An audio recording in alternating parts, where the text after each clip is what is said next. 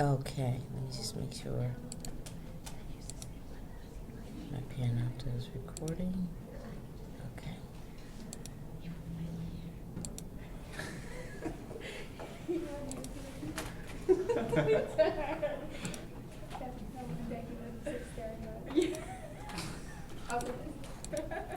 All right, let's go ahead and get started. And so I am recording. It should be okay. All right. Just as a quick review, and some of this we've already looked at as it relates to your exam. I'm not handing back the exams yet because I need to kind of get us all reconvened after spring break to make sure everybody is taking the exam. And then I'll get everything back to you, I promise. But just where we're review from a little bit from chapter 10 in regards to some of the columns we have here, because we're going to do more of it today in chapter 11 with the expenditures, aggregate expenditures model. So this is kind of where we're starting and where we're going. So when we take a look at what we've done, as it relates to consumption and savings, we started out saying that the choice that we had was either to consume or save, depending upon our income. And so that we looked at what our DI was from our gross domestic product, how much we consumed and how much we saved. If we didn't consume it, we saved it, vice versa. We also said that as income increases, our consumption rates actually decrease because then we have more of an opportunity to save. And we also drew a model a little bit more explicit than what you have in your textbook, because we understood that when we're looking at income and consumption, so if this is my income, and if I'm consuming less than I made in regards to DI, I have an opportunity of savings. And if I consume more than I actually produced or made, then I'm operating at dissavings. Okay? So we have a consumption schedule as well as a savings schedule. And with these schedules, these are linear lines, they're straight. So therefore, we can see how income changes and what that means as it relates to levels of consumption changing, also levels of savings changing.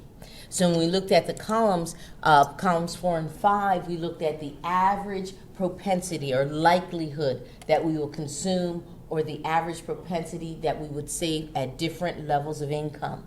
And as we see, our average propensity to consume as income increases decreases, and our average propensity to save will increase as income increases. So one of the rules that we understand is the average propensity to consume plus the average propensity to save as a ratio will always equal 1. All right? Then going to columns 5, 6, and 7, we looked at the change, the delta. Because in econ, we want to be able to make a decision and be able to calculate what activity is going to be in markets as it relates to different levels of income. So we looked at the marginal propensity to consume and the marginal propensity to save. And our marginal propensity to consume and our marginal propensity to save literally is the slope of the consumption schedule. And the marginal propensity to save is the slope of the savings schedule. It is our delta. So it is the change in consumption divided by the change in income, as well as when we look at our savings, our propensity to change in savings is the change in savings divided by the change in income. And we also determined last time that because we're looking at linear models, which means straight, and the slope of a linear line does not change, we can calculate it one time and it'll be the same for the entire model. We also had the same rule, is that the marginal propensity to consume plus the marginal propensity to save will always equal 1. Okay? The likelihood that we will save or consume at various levels of income. Then moved into a different analogy as it relates to overall activity with this. And we then took a look at how this changes when there is an effect called the multiplier effect. And the analogy that we use for that was like a pebble in a lake. So a multiplier is like a seed that causes a ripple effect in our economy. So I can make a small change and it will have a big outcome. All right? And so when we take a look at this multiplier effect, if I have a change in investment and a change in net exports, and we have not left and will not leave as long as we're in fiscal policy, our basic variables, which is what I'm going to deal with today, in those are the four major variables in calculating the GDP. And so as I move into this expenditures model, I'll be adding each of those variables on in chapter 11. But getting back to the multiplier effect, basically the multiplier as a, I'll put it over here, the multiplier in regards to calculating the multiplier for our formula is 1 divided by the ratio of the marginal propensity to save, or 1 divided by 1 minus the MPC. All right, with that number, I can then determine what's the overall effect to my GDP. So if I have a marginal propensity to consume of 80%, which means my marginal propensity to save is going to be what? 20%, okay? If I need to figure out what my multiplier is, I can do 1 divided by 0.20 or 1 minus 1 divided by 0.80. My multiplier is going to be what? Can you do a calculation? 5. All right? And say my multiplier is 5, so I'm going to get 5 ripples. What are the 5 ripples? Let's just say I have a change in investment. And this is what we looked at last week. Let's say that there is a change in investment, all right? That there's an increase in gross private domestic investment of $8 billion, okay? And I have a propensity to consume of 80%, propensity to save of 20, I have a multiplier of 5. If I increase my IG by 80 billion, what does that do overall for my GDP? Actually, this is my pebble, all right? So this is my seed for the multiplier effect. What I will do to actually calculate the change in GDP will be my multiplier times the $8 billion. I will have an increase in GDP equilibrium of 40 billion, okay? Because that $8 billion seed has 5 ripples. And so it actually increases GDP, all right? So now for today's class, as we look at the aggregate expenditures model, I want to kind of give you another analogy, just like I do with the pebble in the, we're going to start with investment, but just to give you an analogy of where we're going, still the same 4 variables for GDP. All right, so what we're going to be looking at, and this is chapter 11, all right? My analogy is I use a bathtub,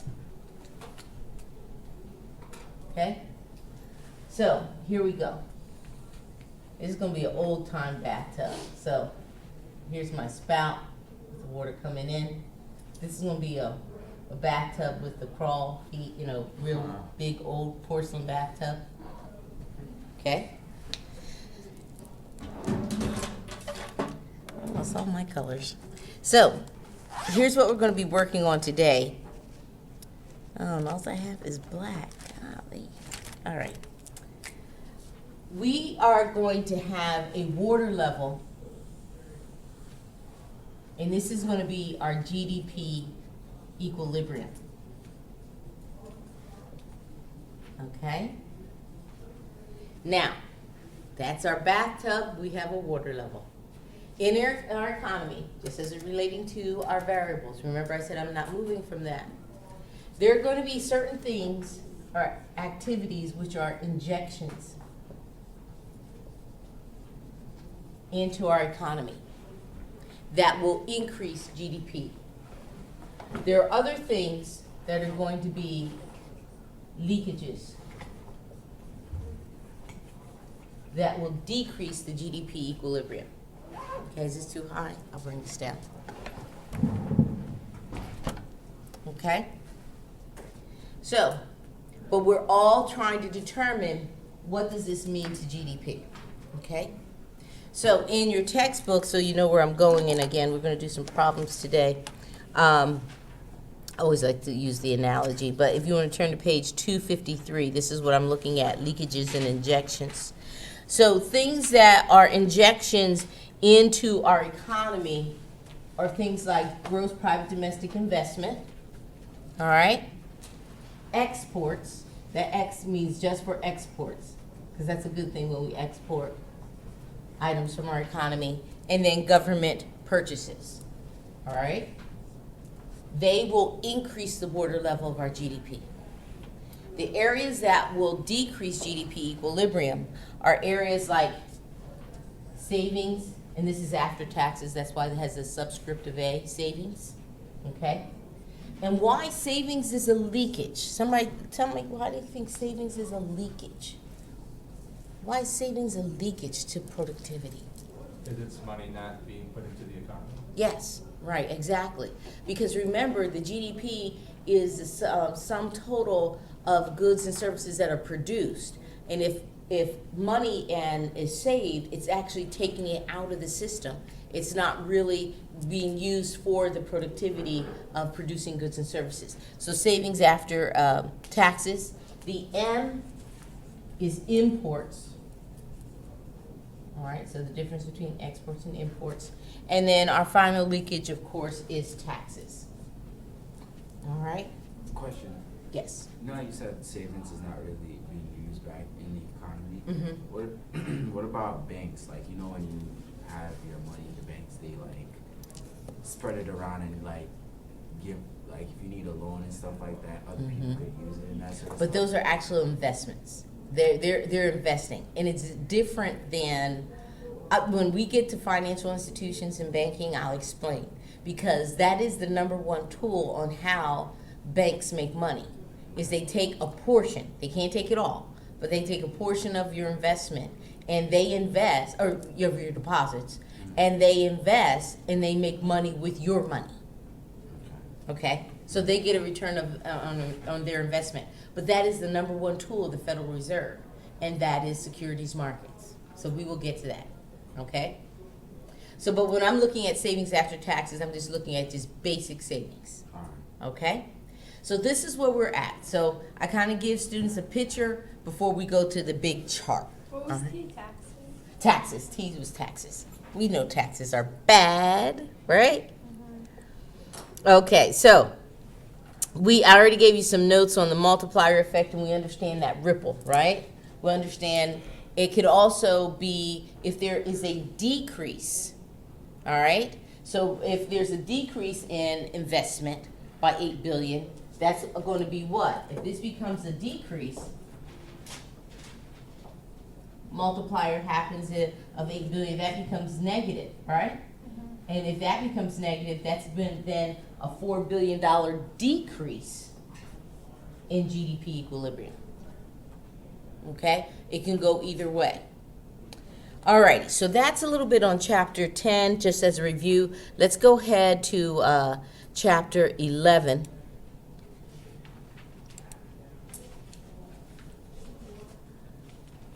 And just bear with me here a little bit. Okay.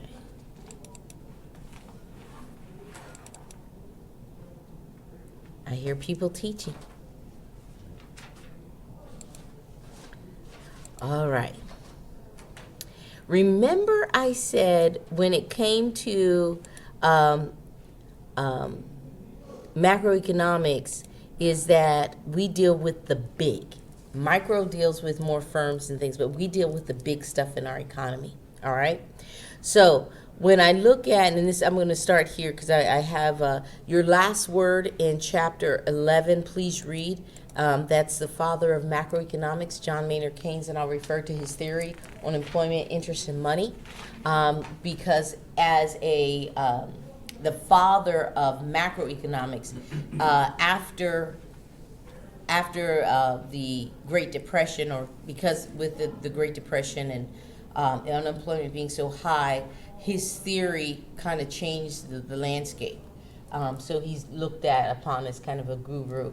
In econ, you are considered, and we'll get to theory a little later, either you are a Keynesian economist or you're more of a monetarist economist, and that's with Milton Friedman. And as I said, we'll get to those theories a little later. All right, so let's talk about, when we look at the aggregate, the big, all right? Now, John Maynard Keynes, and using Keynesian aggregate expenditures model.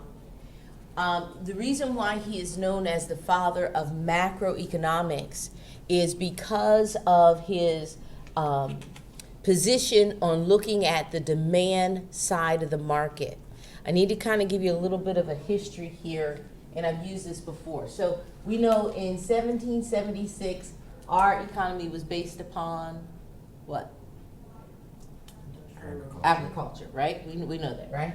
And then we move into like the late 1800s and early 1900s. We had the Industrial Revolution and a lot of inventions and things of that sort, right? Mm-hmm. In mass production. Well, what happened, and this is 1800s, sorry.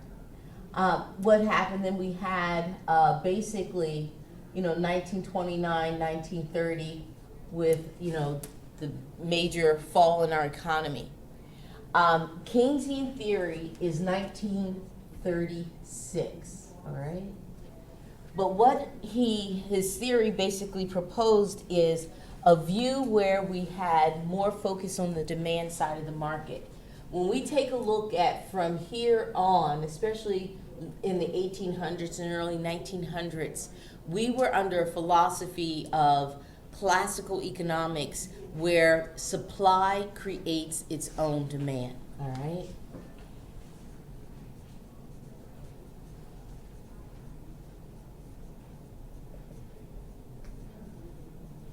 I kind of call it like Kevin Costner, like the Field of Dreams philosophy, that if you build it, they will buy it. If you supply it, they'll buy it. So supply creates its own demand. And during this time period, no government intervention. I mean that, the economy, the marketplace was to be considered to run on its own, and we did not want to have government intervention. So then we have the big fall of 1929, 1930. And we kind of woke up and smelled the coffee. And theory of Keynesian aggregate expenditures looks at what's happening in regards to prices, and as it looked at, consumption spending and investment spending. And where government is needed, major part of his theory of employment, money, and interest is that government is needed in the economy.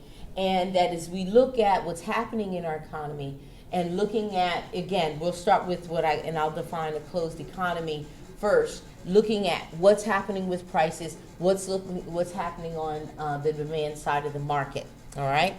So, closed economy. What does closed economy mean? Oh, I got a green marker. All right, so starting out with this model, I'm going to work with no tip. Can I get anything? Oh, got a little bit. This represents a closed economy where I'm going to look at consumption and investment. I am not including government purchases, nor am I including net exports.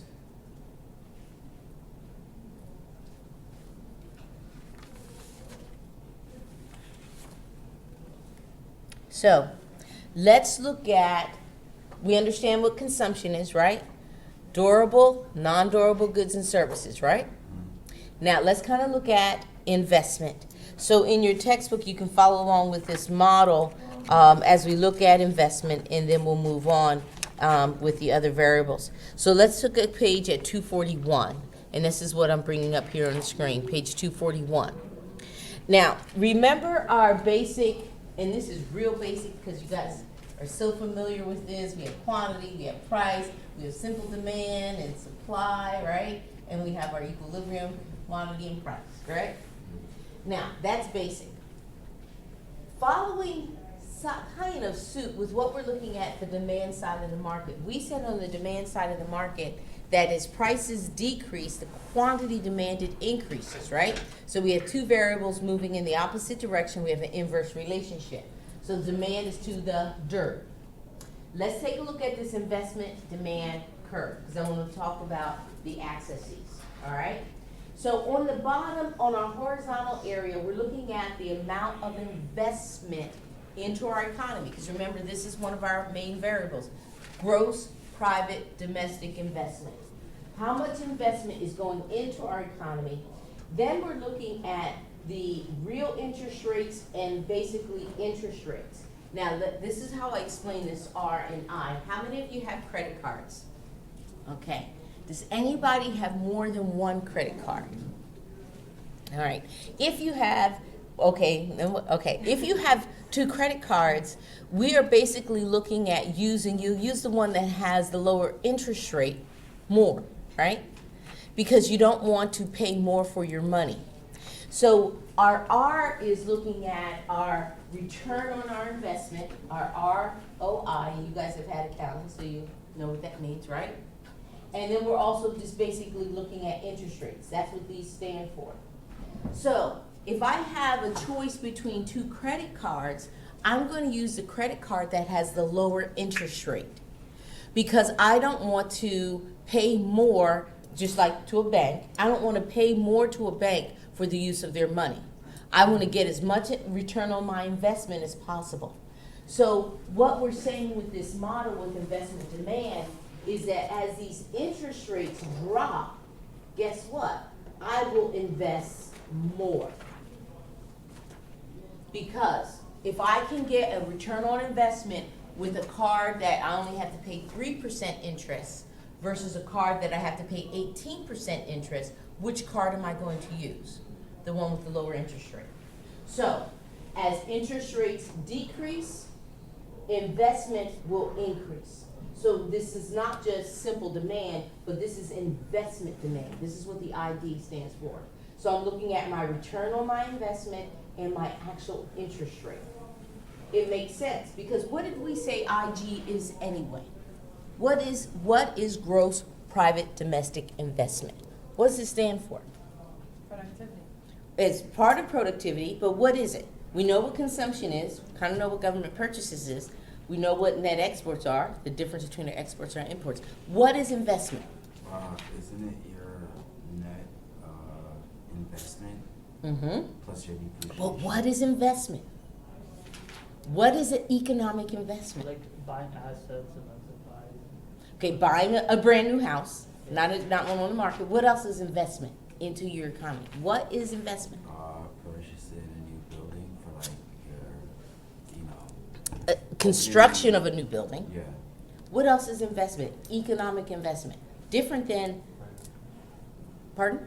Different than financial? Yes.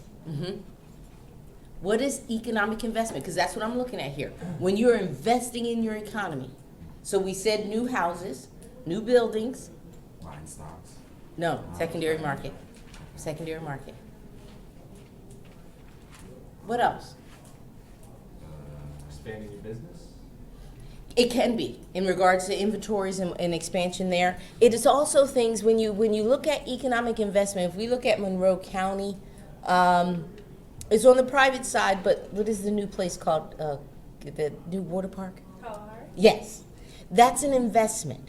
I don't know what bank financed it, but if you're opening, even though it's on the public side, schools and parks, anything that's going to increase the value of your community is investment. When businesses come and then they decide to invest in a community in various ways, that's economic investment. All right, so we're looking at equipment that's purchased. We're looking at new houses, new buildings. When things are happening, people in that economy, in that community, feel better about it because there's something happening. There's an interest in that economy. And that's what I'm looking at in investment. Now, I just talked about Monroe County. Now you have to talk about nationwide, all right, investment. So basically when investment occurs, we use leveraged money. You guys know what leveraged means, right? So there's always an interest rate attached to leverage. So if I'm using leveraged money for investment, because nobody has $25 billion to build a new school, right? Cash. So it's invested, and so therefore I'm going to invest as those interest rates are low. One of the calling cards for Monroe County after 9/11, kind of shaky now, was that for the most part that property taxes in this area were lower than places in New York and New Jersey. The exodus from New York and New Jersey either came up to Monroe County or down to the Lehigh Valley. More came up to Monroe County than down to the valley. Now property taxes, we're actually kind of having like a laugher effect, and I'll talk about that later. But, tax rates in Monroe County have increased, but it was an incentive even for businesses. If they could get a tax break, right? And if they could get a loan for lower interest rates, they're more likely to invest. Does this make sense? That's the kind of activity that we're talking about in that model, that ID model, investment demand. So there's going to be some, movement in that schedule as interest rates drop, okay? So that's one part of it. And again, my closed economy deals with consumption and gross private domestic investment. That's why I said when I introduced the actual equation that you actually have to know this rote, because as we go through this, we'll be working with each of those variables. All right, so if you want to follow along with me, turn to page 242. I want to talk about each of these columns here as we're moving forward.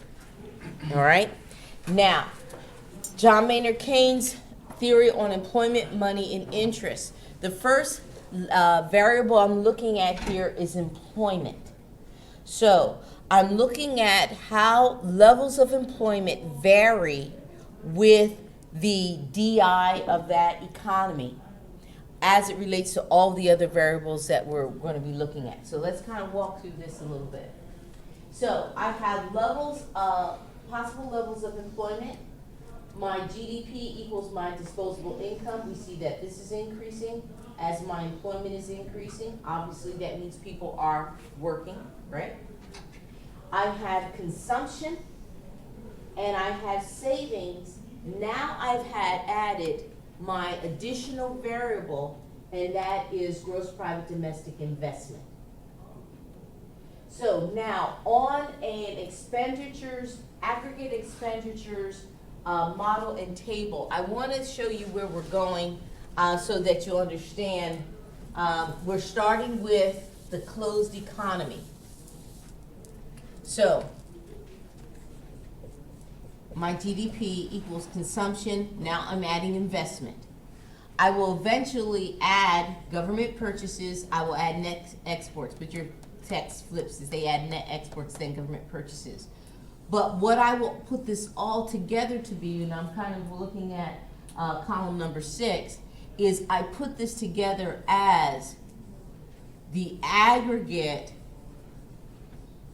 expenditures. It's everything, the summation of all of those variables. All right? So what they're doing is, all right, we have consumption, we have investment. I'm adding these two together to get my aggregate expenditures. All right? And I'm still working because open economy involves net exports. So when I take a look at this, all right, if my aggregate expenditures is 395 billion, all right, my income is 370. Does everybody see that? It's in your book too, right? So obviously when I take a look at how much I consume, my 375, I made 370. I obviously am living at a place of savings, correct? So if I'm comparing my columns here, my income to how much I spent overall in regards to investment and consumption, I see that there's a differential of 25 billion. So therefore, I need to make a change in my economy. So the difference between column 1 and column 6 is a negative 25. So what we're saying here is in our economy, there's some unplanned changes or changes we need to make our economy better. What do I need to do? I'm at 40 billion of employment. I need to increase employment. I need to get people working, and I need some income flowing here to help my economy on my first level. Does that make sense? So I have these changes, and I'm deciphering, I'm looking, I'm saying, oh my goodness, well, look how far I am from how much I've actually had to how much I actually made. There needs to be some changes. What am I going to do in regards to going back to employment? So therefore, and I'm glad to say, Governor Tom Wolf increased our community college budgets for the state of Pennsylvania by 7% because the previous governor cut them dramatically. So, what am I going to do? And community college is the thing, right? So I'm going to make sure that I get people working. So I'm going to increase budgeting for programs that are going to help individuals get trained and get jobs. Because I have a 25 billion deficit in regards to what's happening between what I actually spent and what I actually made. Make sense? So if I then go to the second row of an increase in employment, I actually made 390 billion. I spent 390 billion. Remember, in regards to consumption equaling income, my savings is going to be what? 0. I have an investment of 20 billion. So when I look at consumption plus my investment, my total aggregate expenditures are 410. I've actually made 390. I still am at a deficit, but it's not as much. It's decreased by 5 billion. I'm now at a negative 20. I still need to increase. All right, so I will do this until equilibrium, because when we first started out in our first table in chapter 10, remember equilibrium was here, we're done, cool, right? But now that I've added investment, equilibrium will not occur until how much I consumed plus how much I invested, the summation of that equals income. Does everybody see the difference? Because remember we started here, okay, we were done, but now I've added an additional variable, and that's investment. So now my equilibrium is where there's no changes in inventory, therefore my aggregate expenditures equals my income. And therefore from this point on, as my income increases, things are doing well, I can actually decrease some areas in regards to the economy. And again, that goes with government intervention and making sure that we don't have inflation and all that, because that can occur as well. Make sense? For the most part in this table, where did I lose you? Oh, come on. I'm just not grasping all of it yet. Okay. That's all. Please note, what we did before, right? We were looking at GDP in chapter 10, and we basically looked at that equaling our DI, our disposable income, right? But we were looking at consumption and savings, right? And that was consumption and savings schedule.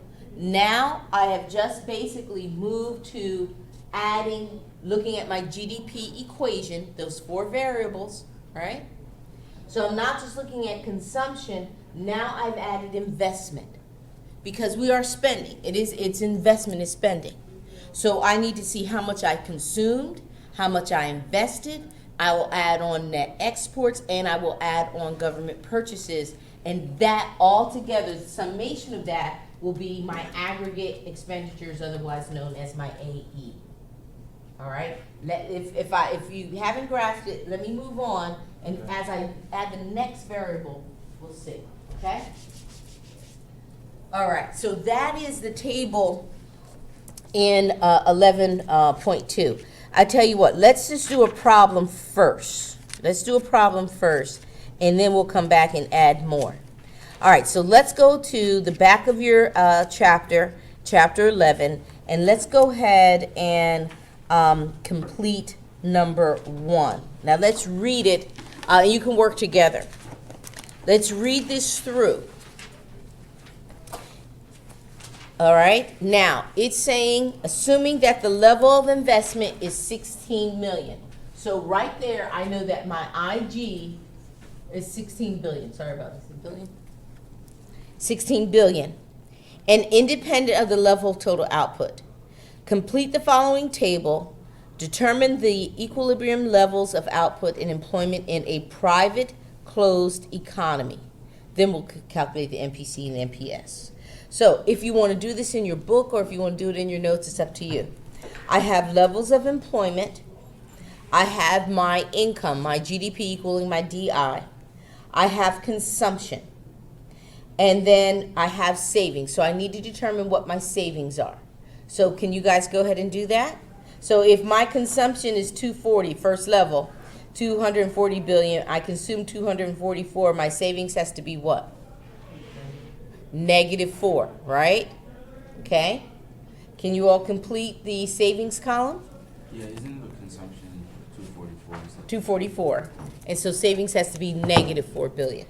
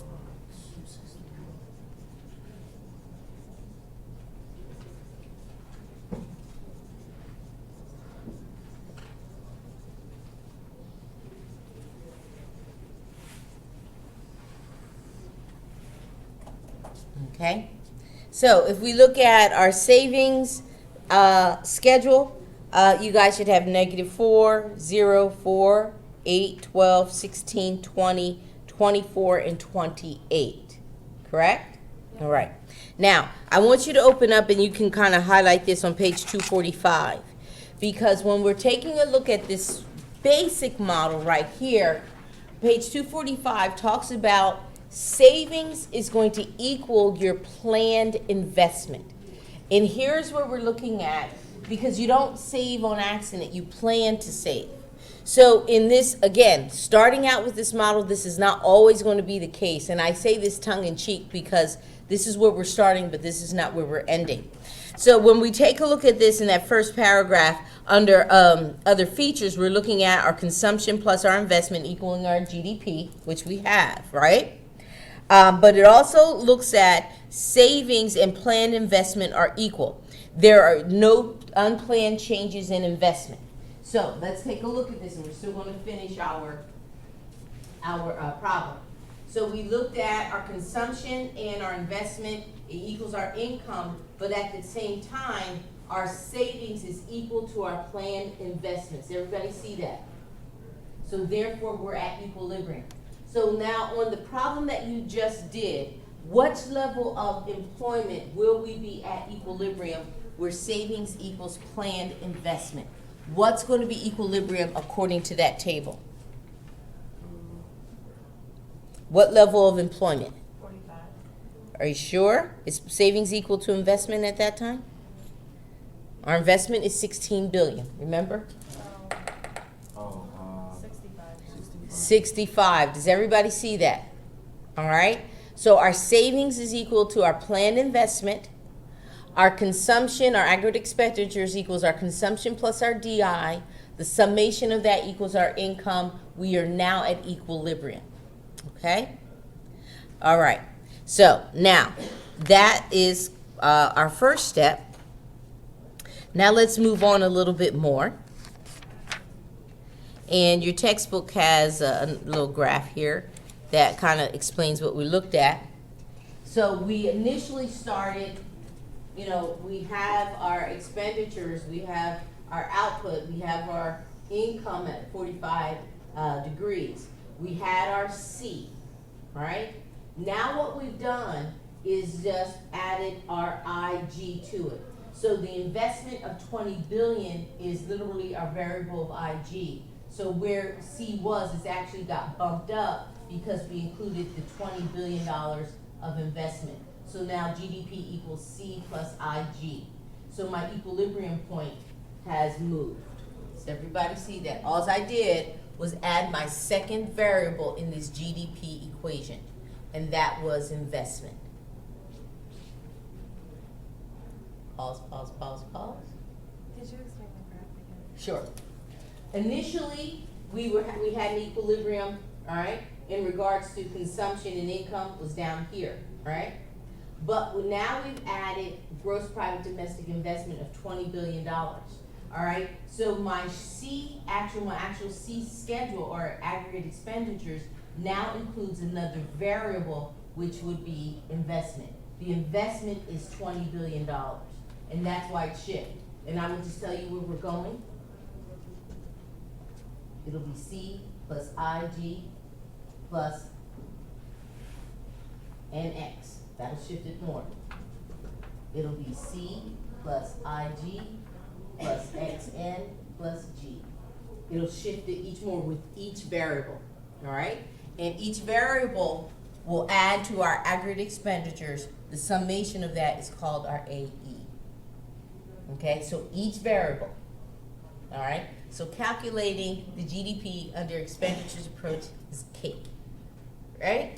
But do you understand why we do it? Why I say with that, and you do not need to understand the income approach, because each variable is going to shift that GDP. All right, so I'm just starting with the first one. Everybody exhale, because it seems like you're holding your breath. All right, now, let's go to the next variable. Turn to page 247. All right, I'll put this, let me have this in your notes and then I'll go to the next variable. So features of GDP equilibrium. I told you that my bathtub, right? Savings is a leakage. Saving is a leakage of spending. Investment is an injection. No unplanned changes in inventory basically means that my water level hasn't changed, all right? Because they're basically the same. Now, if I have a lot more, let's just say I have a lot of exports, and the economy's doing well, boom, boom, boom, it's like injecting into the GDP equilibrium, what happens to the water level? It will increase, right? My GDP will increase, all right? Now, I had a student ask me, well, let me say this. Well, then let's say we flip the script and we have all these imports coming into our economy. What's going to happen to our equilibrium level? The water level is going to do what? Go down. Drop. Then I had one student ask me a couple of semesters ago, what happens if we have so much injection into our economy that the water overflows? I said we just get a bigger bathtub. That's economic growth. That's a bigger bathtub. All right? So we're determining what's going to inject and what's going to be a leakage. All right? Savings is a leakage. But when savings is equal to your investment, the water level stays the same. We're at equilibrium. Oh, no unplanned changes in inventory. Basically nothing's happening on a productivity level.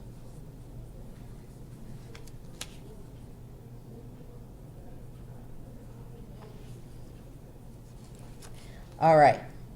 I'll get this in, and then I want you to go ahead and finish this problem because we're actually not done with the problem because it asks you. And let's see if you can do this because you had to do this on the exam. Calculate and I'm still on problem number 1 in the back of chapter 11. Calculate the size of the MPC and the MPS. Can you guys do that? Can you determine the delta? Okay. Determine the delta. Change. Let's see what you come up with, all by yourself.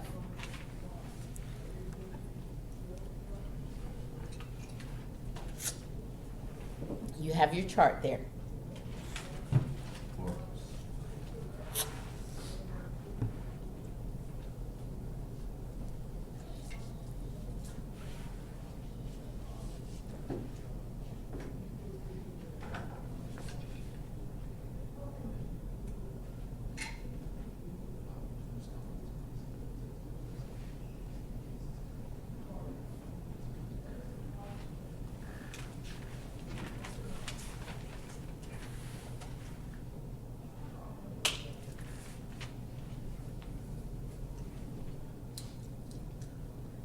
Can you calculate the MPC and the MPS?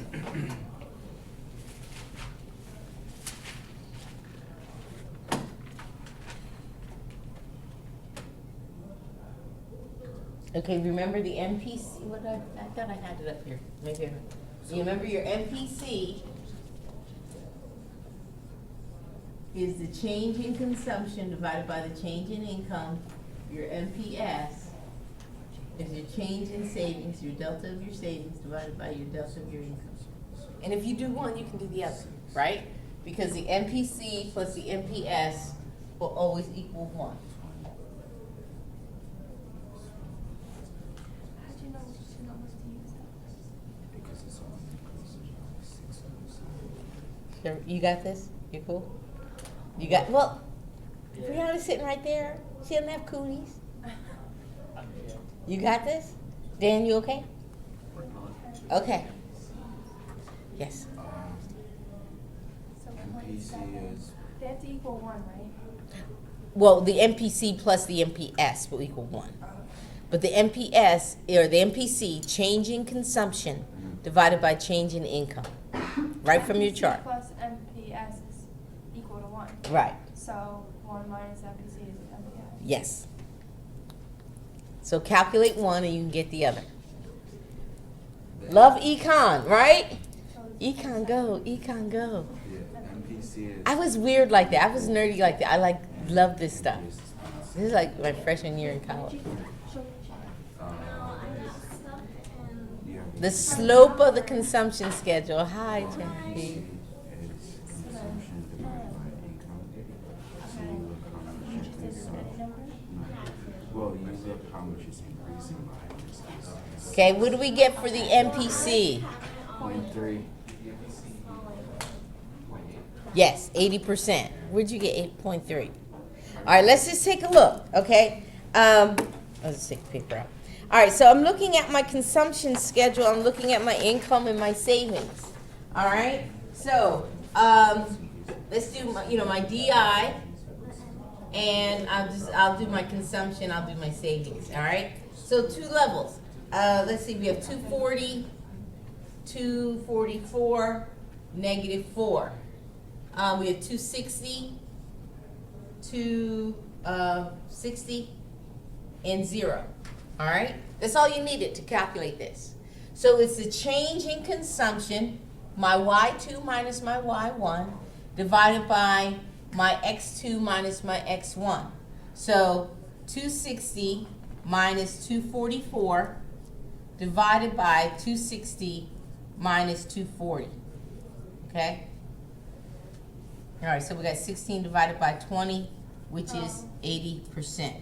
We did 6. What did you guys have? What did you do? We 0.3? actually did 6 divided by 20. I did, because you know how you have the consumption? I did, and it's increasing by 6. I did 6 divided by 20, because it's, Oh, you should, okay, you should have done 16 divided by 20. That's the difference. It's 16, not 6. It's 260 minus 244. Okay? because no, but the way I was doing it wrong. You know how for the consumption it's increasing by 6, and for the DI it's increasing by 20. I just took the consumption. I forgot the change in consumption divided by the change in DI. Okay. So I just did that. And then your MPS, 0 minus -4, divided by, clean the food out of here. Divided by 260 minus 240. So we have 4 divided by 20, which is 0.20. You okay with that? All right, you did that for the exam. All right, so we got our first variable towards our aggregate expenditures model. Let's move on. I know this is heavy. You'll breathe after class. Okay? Let's move on as it relates to the next variable that we're going to add. Now, let's get this in your notes. Now we're adding international trade. All right? So basically what we're doing, let me interchange these because this is what you texted. Now I'm going to add my XN and eventually add my G. So,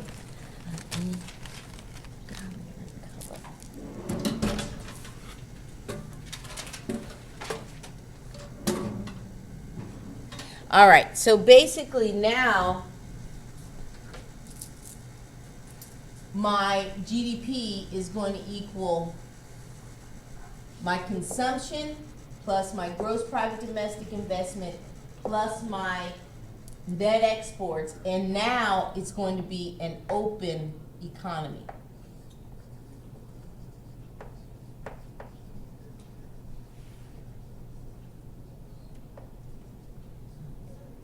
All right, because now I'm adding international trade.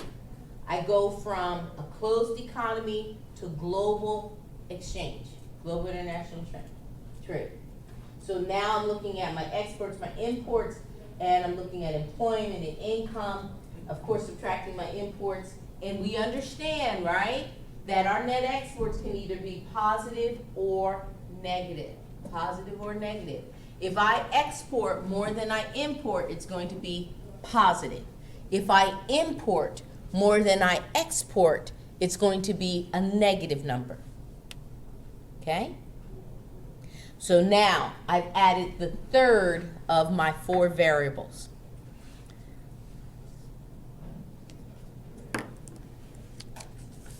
Now let's take a look at our bathtub, and I'll go to a graph. We understand exports are an injection, imports are leakage. So as long as I'm exporting more than I'm importing, all is well with the world. If not, it can be a negative to my GDP equilibrium, and my water level will go down.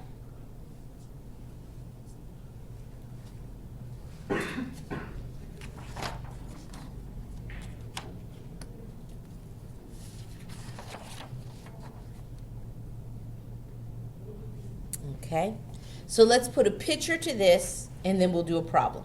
All right, so what's it look like as a picture? Just as I said, you know, we have, and this is showing it either way. We have consumption, we have our income, you know, we have our output, and we have our aggregate expenditures, okay? So I'm no longer just looking at simple income and consumption. I'm looking at overall productivity and aggregate expenditures. Remember I told you that's why the summation of that is called our HE. So I have my income at 45 degrees, my consumption plus investment. That's where we started as a closed economy. Now I've added my international trade. As long as I look at this, you know, again, basically we can have positive net exports, which is X1, XN1, or we can have negative net exports, where I'm actually, you know, exporting less. So either way, it can go. So basically what they're saying is all they've done is add that additional variable depending upon if it's positive, all's good, or it can be negative.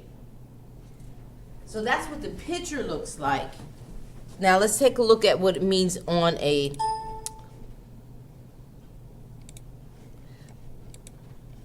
let's see what it looks like in regards to a table. So let's turn to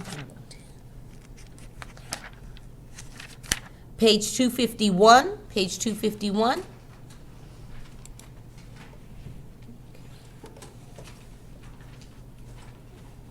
I don't have a separate table. Okay, let's go to page 251. I guess it has it all in there, and I didn't want to go there yet. Don't freak out about column 6 and all 7 yet. All right, I just want to kind of focus in on columns 5, exports and imports. All right, so we still we're looking at our DI, not necessarily employment, but we're looking at our DI. We have our consumption, we have our savings, we have our investment. Now we added our third variable, and that is our net exports. This particular table has the net exports equal to what? Exports minus imports is going to equal to 0. Exports minus imports is 0. So basically, we're looking at this, and I will deal with this in a little bit because they've already added government purchases. So I'm really kind of focusing on here.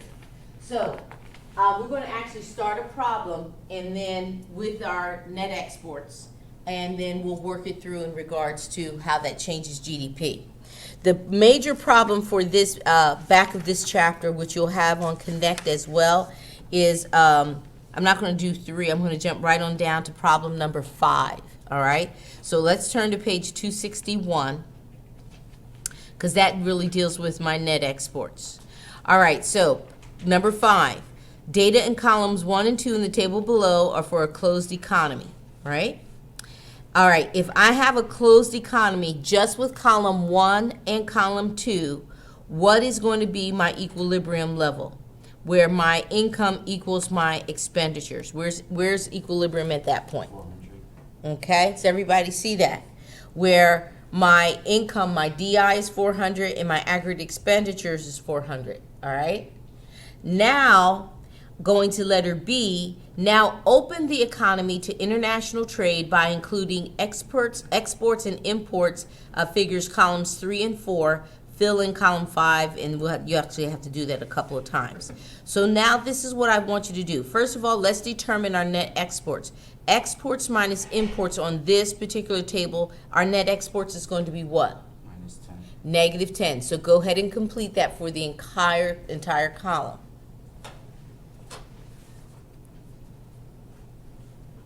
And so this is number 5 in the back of your chapter.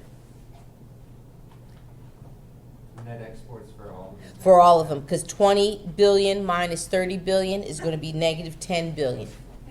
Okay? So our net exports, column 5, is -10 billion. Everybody got that? Now, because our economy is open, I have aggregate expenditures on column 2, but now I have to consider my net exports because I'm adding that third variable. Initially, my equilibrium was at 400, right? But now I have to include my net export. So I want you to calculate column 6, where you're going to take your aggregate expenditures from column 2, add to it the -10 billion, and get your new aggregate expenditures. So for the first column, I initially started at 240 billion plus a -10 billion. My aggregate expenditures on column 6 is going to be what? 230. Do that for the rest of that column, and then determine how much, where my equilibrium is going to be then.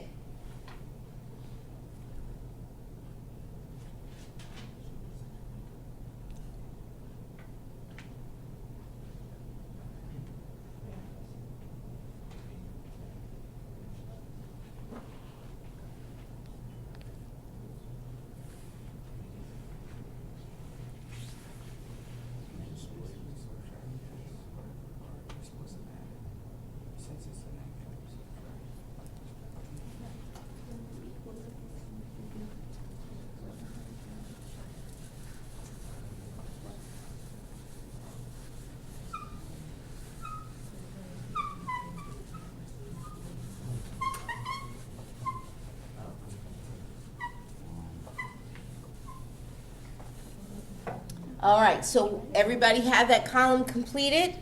So our new aggregate expenditures should be 230, 270, 310, 350, 390, 430, 470, and 510, correct?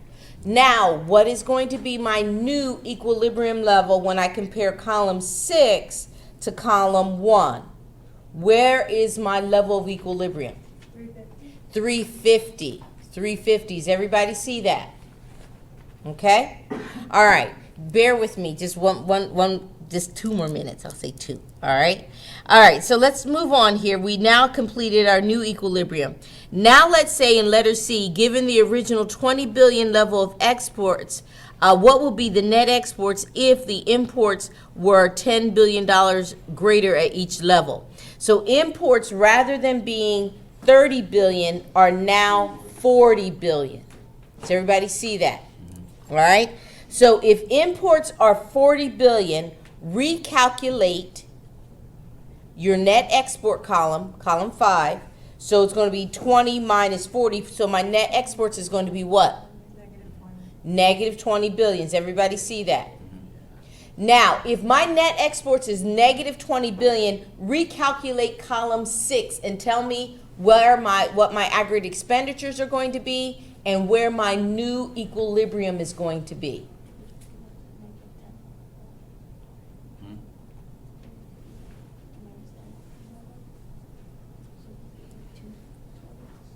No, you're doing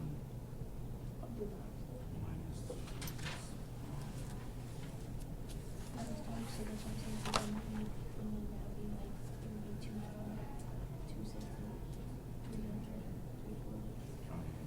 I was gonna do you said 240.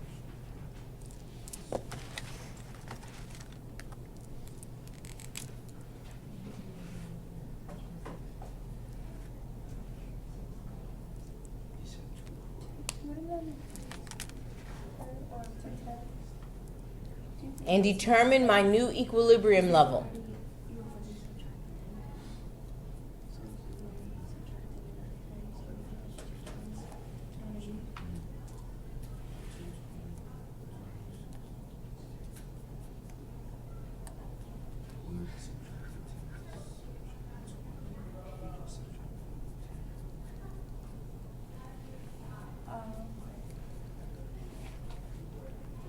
Okay. What's my new equilibrium level? 300. Does everybody see that? So when I have an increase of my net exports of a negative $10 billion, going from 10 to 20, my GDP dropped from 350 to 300. So I went from 400 to 350 to 300. All right. So real quickly, calculating the multiplier in this example should be fairly easy. Should be fairly easy. So in order to get to my multiplier, I need to calculate my MPC or my MPS. Do that. And then tell me what the multiplier is for this example. Calculate your MPC or your MPS. And you can do it from the closed economy or the open economy. These are linear models. It will not change. All right, I'm looking at the slope is not going to change. So therefore the MPC, you can do it from the first 2 columns or the first and the third or first and the fourth. Doesn't matter in regards to column 6. The first and the first time you calculated aggregate expenditures or what was given to us there.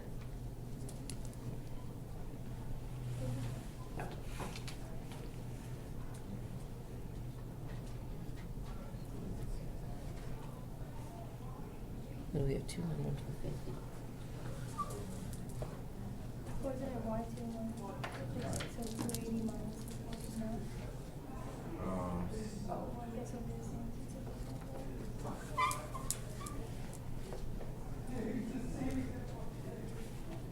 I got 0.8. Right. Was it 240? 240. Did you do it like Yes. 280? Okay. And this is not just C, but this, I'm not going to do this. This is my AE, all right? Okay? So basically, I have 40 divided by 50, which is 80%. If that is my MPCs, everybody got that? What's my multiplier? 5. And it's very simple to look at. A change in net exports of 10 multiplied by 5 decrease my GDP. Let's just look at this. So my multiplier is equal to 5, right? And I had negative 10 in regards to net exports, and then I went into negative 20, correct? My GDP equilibrium went from, well, initially was it 450? It dropped to 400, and then it dropped to 350. I should put this here. All right, so this was the change in my net exports. So what is the change here? This change is what? 10, this change is 50. So obviously the multiplier has to be 5. All right, we calculated with the GDP, NPC, and that's how I want you to do it. All right, go through the actual formula. But we could see a change in net exports of $10 billion dropped our GDP by 50 billion. Obviously, it's a 5-level pebble of ripple effect. All right, the problem I didn't get a chance to go over was number 7. Listen, guys, just have a good spring break. We'll work all the other stuff out later. Okay? Question. Yes. I missed the exam, but I have Yeah. the doctor's note. Okay. Do you want me to make a copy of it because I need to give it? Yes, if you want to make a copy, or I can do it right now at the end of the hallway. Make a copy, Okay. because I need to see who did not take the exam, because we had weather on Monday.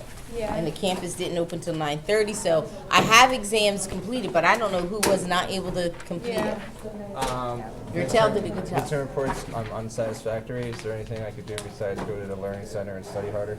'Cause Okay. It said to see you. if you Oh, had okay. you. Let's see. Let me do this. Yeah, I wasn't able to make it on Monday, so I was You wondering weren't- when, from the weather, that I was here Yeah. later Monday, but I wasn't Yeah, able to it get was. here that early It was in the really morning. funky. Yeah. So Okay, when- so let me time- answer his okay. question. Don't even worry about it. We're just gonna take care of it after spring break, because I probably have about 5 or 6 other people that still need to take the exam. Okay. So just be prepared after we come back from spring break. So like Monday, that Monday Yeah, then? Okay. yeah. Okay, so, and I gotta touch base with I you. can make it, do you want me to put it in your mailbox? I Do can do that. All That'll right. be fine. Okay, I'm just gonna look you up on Blackboard. Just a quick question. Because it might just be based The on. article summary, is it due when we come back on Monday or Wednesday? No, that's due I think on Wednesday. Wednesday. Okay, Wednesday. Okay. Yep. Thank you. Okay, I don't know, it seems like it's quiet on campus. What's it looking like now, folks? Yeah. Do you have a rubric for the article summary, or is it online? Because did you go over that? Oh, were you here when the librarians were here? I don't think I was. I think I was sick that Oh, day. yeah, Dan, I had the librarians come in, Okay. and because you have to have a research article, a scholarly article from an economic journal. Okay. And they showed you how to get it right from, you want to use the NCC database, Okay. all right? EBSCO, Coast, or ProQuest. What I have on Blackboard is the list of economic journals, and you want to find them via the NCC database. There's not necessarily a rubric. The actual assignment is answering 10 questions, which I have on Blackboard. Okay. And basically, you copy and paste, you type in your responses, and attach a copy of your article. Okay. All right, so as long as those 10 questions are answered completely. All right? Oh, so you weren't here, but I give them like 15 minutes and they go over everything, because if you pick an article you really like, and you use it for your article summary assignment, you can also use the same article for your research project. Okay? All right, I didn't know you were there, but the list of economic journals and the actual assignment is on Blackboard. All right, cool. Thank you. Okay, I just want to see if you got that just based upon the one exam. How's everything going with Connect? With Connect? Yeah, Like, as far as signing on and doing the Yeah. homework, pretty good. okay. A couple of times I procrastinated too much, because I just think something I've figured out with this class that's different than all my other classes is that you cannot cram for this class at all. At all. So there were a couple times I'd work late, come home, be too tired to do it. How many but hours are you working? Not too many. Your last name Much is- less than last semester. Okay, you are, last name is? I'm Pekarsky, Chris Yeah, Pekarsky. okay, let me just get you here.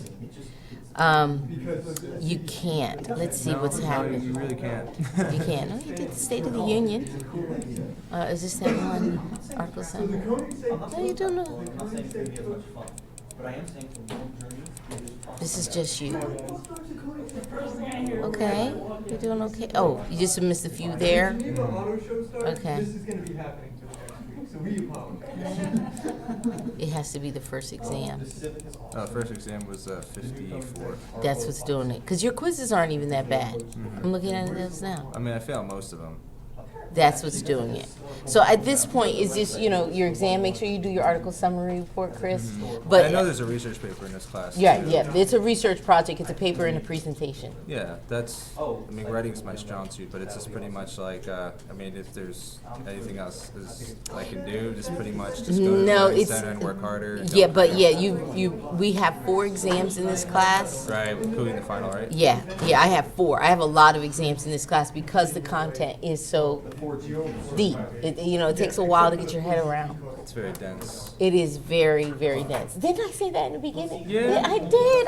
I know I did. Yeah, but see, I had stats, and Withy said the same type of thing, but I mean, maybe he was more sarcastic than you, but he was trying to scare everyone away, and his class And I wasn't sat that in his bad. class. I did pretty well in his class. Okay, So I was okay. just kind of like, I was like, I can't be that bad. It's only And macroeconomics I mean, one. I've sat in Kurt's class preparing for a doctoral program, just kind of this from the dark ages when I did regression analysis in comparison to how we do it now. It's like Minitab. It's like that's what we use, Minitab, but it's like a drop down menu. And back in the dark ages, to do regression analysis, we had to actually write the code. So I sat and took his class because of that.